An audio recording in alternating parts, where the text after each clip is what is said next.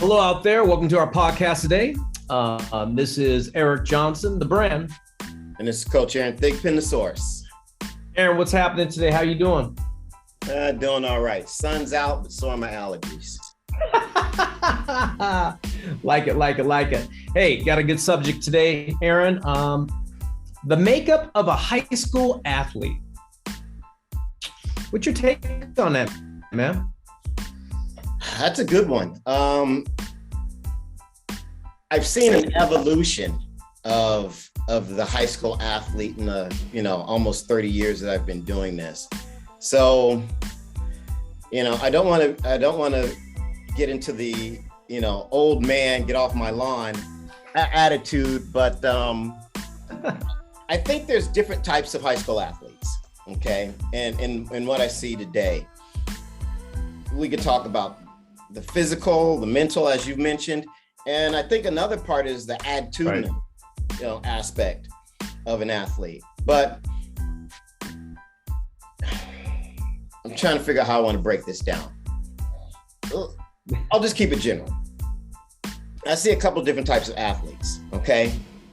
There's the athlete who wants to be a collegiate athlete, who aspires to be a collegiate student athlete, whether it's D1, D2, D3. I think that's one type of athlete. And then there's the, I'm not sure what I want to do. I'm not sure about college. I'm not sure about, I've been doing this, playing this sport for most of my life, and it's kind of something I do, but do I really want to put in the work and the effort to go to the next level? Or I don't even know if I have the capability to go to the next level. The kids are just out there to have fun and participate in high school sports, and they're done. And I think with each of these, they have to be approached and worked with differently, especially from a training standpoint. That top 30%, they've got to be doing everything they need to be doing. And most high school programs don't prepare them for that. And they need to have the outside training and technical expertise and working on different aspects of their sport, whether it's, a quarterback going to a quarterback's coach, or a softball player going to a hitting instructor. They need that extra time to work on their skill set, and also to work on the physical capabilities that they have to develop to be at the next level. In other words, they've really got to establish a degree of separation between themselves and the average high school athlete. And it's funny, as I'm just talking about this, I just had a conversation with Nizaya, who was on our Signed podcast, and who just accepted a scholarship at Cal State Fullerton, and another kid that comes in our gym, Traco, who is doing really well right now. And I was talking to both the kids and the dads, and they were talking about, watching the kids at games and how they can see a difference in their boys from the other boys. And I said, if you're an aspiring collegiate athlete, there should be a noticeable degree of separation in how you look and how you play and how you conduct yourself on the field.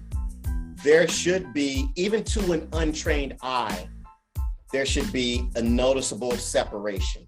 Hey, I don't know what it is. I'm not an expert in baseball or an expert in track and field, but there's something different about that kid. And if they're not saying that about you, you're not ready yet, because you're still one of the herd.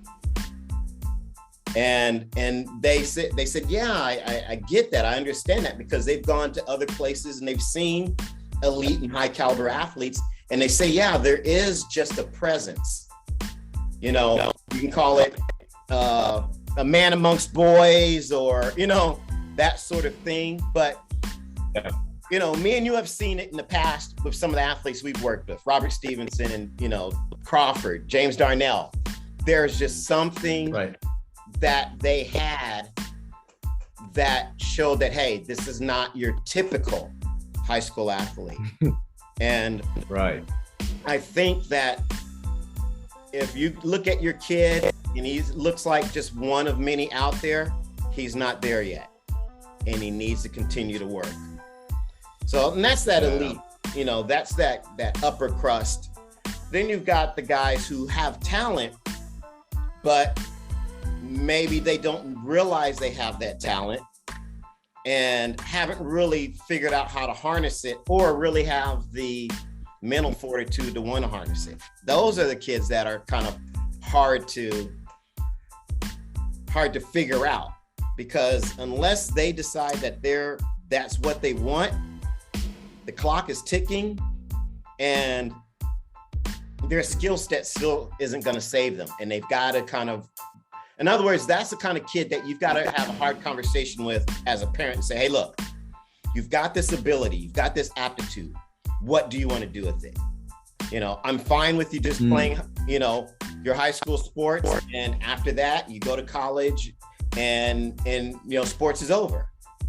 But if there's any inkling of you that says, hey, I want to go to the next level, then you've got to make a pretty quick decision and say, okay, what am I going to do to position myself to be able to take advantage of it? Because at least you still have the option to say, no, after this all said and done, I don't want to do it. But you have options and you have choices.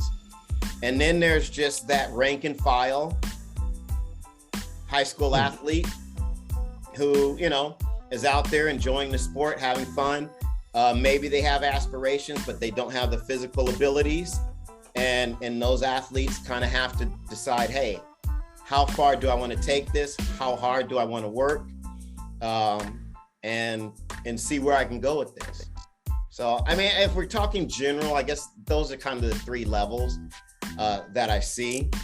But anyone who wants to aspire to the next level, again, this is no knock on the high school programs, but you're not just going to get it done at your high school program unless you've got a battery of coaches that have, an incredible pedigree, and more importantly, have the time to spend with you to develop you. Yes. Because that's really what it comes down to, is the development. And so again, it's not a knock on the high school programs, but you got to remember, you might be one of 20, one of 30, one of 40, one of 15 kids out there. And, these coaches don't have the bandwidth to be able to individualize what each and every athlete needs. And again, their goals are not necessarily to move kids on to the next level. Their immediate goal is to win championships. Right.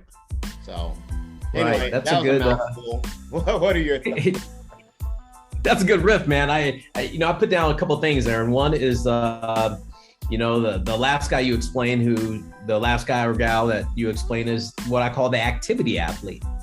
They're there to have the experience with their friends, hang out, extracurricular activity on the college application, have a great time, build relationships, enjoy that team aspect, maybe they're not a superstar. They want to go be a superstar, but they enjoy just the essence of being a high school athlete. They've always aspired, like, I want to play for my high school. I want to represent my community.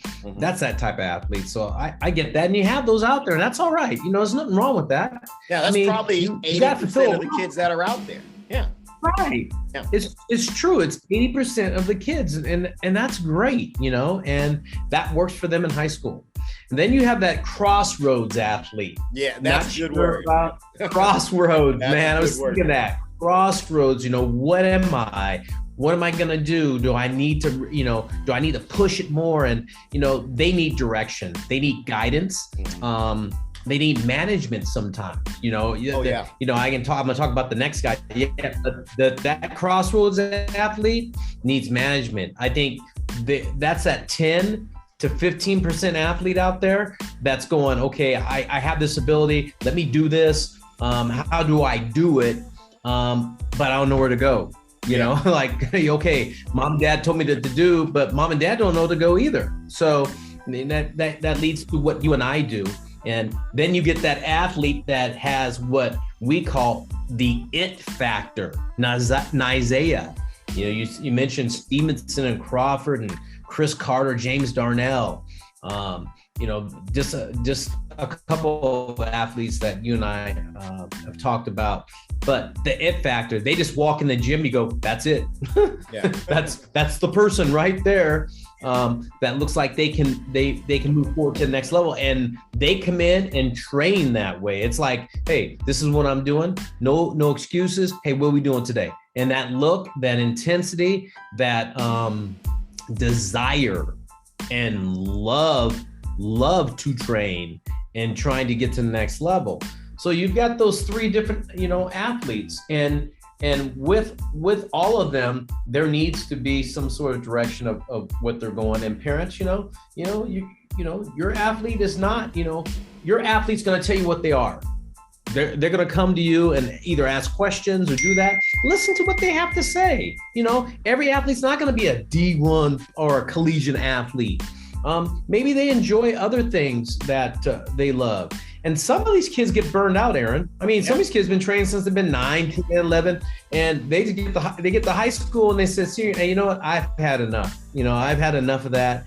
And I always warn parents that have young athletes when they get into that age range of 10 through 14, look for that burnout day. There needs to be a rest period. There needs to be like, I need to just take a step backwards during the season, after the season, and evaluate. And it goes back to one of our earlier podcasts about managing your athlete correctly, knowing the signs, the telltale signs of, you know, knowing when to rest, knowing when to train hard, back off. It's an ebb and flow. So that makeup of the high school athlete, I think, is so critical. So critical there, Aaron. Oh, yeah. I think identifying. What do you think? What about, okay, here's another thing I think parents can check out, Aaron, is a player's attitude. You know, I mean, what's their attitude like, you know, during this whole thing?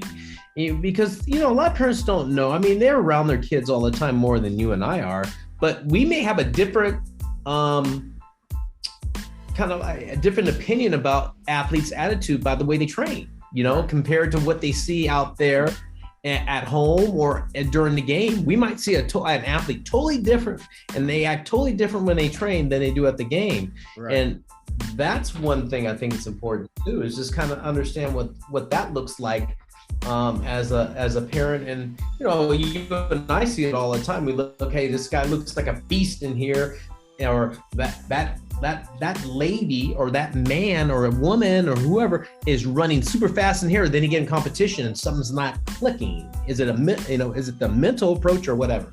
So I always look at the attitude too. I hate this saying because I hear it so much now, but knowing your why, you know, I hear that a lot. And you know, we're on the other side of it. We're not the why, we're the how. There is something to be said, is what, and we talked about this before, kind of what do you get out of sports? And I think parents need to really have an understanding of, you know, finding out, hey, you know, what does my kid get out of sports? Why does he enjoy it? Why does she enjoy it? Are they really enjoying it? You know, is it something they can you know, take or leave it? Is it something they're just kind of doing on automatic because it's something that they've always done? And maybe you want to talk to them about finding other interests, because sports ends for all of us at some point. And, you know, maybe you get to high school and you want to encourage your athlete to explore other interests, because maybe they've done, you know, they played soccer since the age of 8. And yeah, it's just something they've been doing, but maybe you know, having a conversation with them might free them up, or they may feel that they have the latitude to move into some other things because sometimes, kids want to please parents. And if you've been doing something for 10 years, that becomes kind of part of who you are, maybe how people see you and define you. And it may be hard to break out of that for a young athlete. And I think by checking in with your athlete periodically and say, well, hey, how do you feel about this track thing? How do you feel about this baseball thing? And just reassuring them and letting them know that you're fine with whatever direction they go. If they decide they want to drop it, fine. If they decide that, hey, you know what, I just kind of want the high school experience and I, want to do other things, then I think parents need to be in tune with that for, their own athletes' mental health and growth and development. And, they might find that, they've got really great talents in other areas. What comes to mind is I had a young man who was playing football, very good guitar player. And I don't know if he's playing football anymore, but he's a good football player. And the only thing is you weren't sure how big or how tall he was going to get. So you figured that there might be a ceiling, but excellent, great guitar player. I mean, his band does paid gigs, and I see his stuff on Instagram all the time. And, I'm like, I like this. I like seeing him really get into not leaving, his music behind for sports and either balancing it or maybe at this point even walking away, as much as I see him on Instagram doing it. But I think we're all multi-talented. And there's some things that we're stronger in than others, but I think that they all should be explored. And the one thing you don't want is regrets as you get older. Oh man, I wish I would have done this. So I encourage parents, and sometimes kids don't understand that, because of their persona being wrapped up in athletics. And I think, checking in with the kid, and just having those conversations and fostering those other things, I think is a good thing to do. Yeah. Well said today, Aaron. I think that wraps it up for us today. I like what you said at the end, being well-rounded individuals. I think there's a lot to be said about that. So, hey, out there, this is Eric Johnson, the brand. And Coach Aaron, the source. We'll see you.